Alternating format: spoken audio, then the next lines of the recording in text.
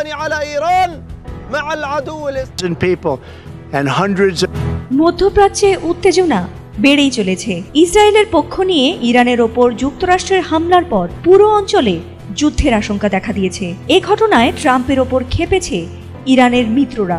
এমনকি তারা ইরানের অনুমতি ছাড়াই এখন যে কোনো সময় মধ্যপ্রাচ্যের যুক্তরাষ্ট্রের ঘাঁটিগুলোতে হামলা চালাতে পারে বলে আশঙ্কা করছেন যুক্তরাষ্ট্রের বিশ্লেষকরা।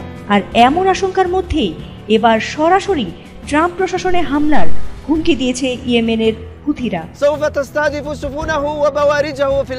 ভীষণ এসি নিয়ে এলো মানিব্যাগ গ্যারান্টি অফার।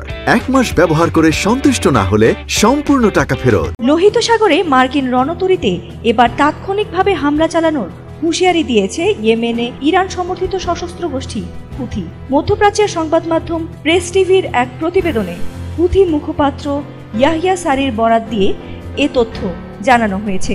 বিবৃতিতে বলা হয়েছে, ইহুদিদের পক্ষ নিয়ে মার্কিনীদের এমন আগ্রাসন উপেক্ষা করার মতো নয়। এটি মুসলিম জাতির স্বাধীনতার সক্রিয়তা ও মর্যাদা কেড়ে নেওয়ার সমতুল্য।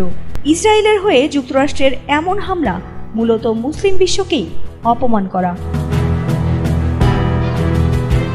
এদিকে গোষ্ঠীটির রাজনৈতিক ব্যুরোর সদস্য হেজাম আল আসাদ সামাজিক যোগাযোগ মাধ্যমে যুক্তরাষ্ট্রকে একটি কড়া হুঁশিয়ারি দিয়েছেন। তিনি বলেছেন, ওয়াশিংটনকে এর করুণ পরিণতি ভোগ করতে হবে। ইরানের 3টি পারমাণবিক কেন্দ্রে যুক্তরাষ্ট্রের হামলার পর এই সতর্কবার্তা দিয়েছে গোষ্ঠীটি। রোববার স্থানীয় সময় ভোরে ইরানের হামলার পর সামাজিক যোগাযোগ মাধ্যমে ট্রাম্প এক পোস্টে লিখেছেন, আমরা ইরানের 3টি পারমাণবিক স্থাপনা ফোর্দো, নাতাঞ্জ ও ইস্পাহানে অত্যন্ত সফলভাবে হামলা সম্পন্ন করেছি। সব বিমান এখন ইরানের আকাশসীমার বাইরে। ট্রাম্পের এমন দাবির কিছুক্ষণ পর হামলার তথ্য নিশ্চিত করেছে ইরানও। তবে এর আগেই গুরুত্বপূর্ণ সরঞ্জাম সরিয়ে ফেলা হয়েছিল বলে জানিয়েছে ইরান।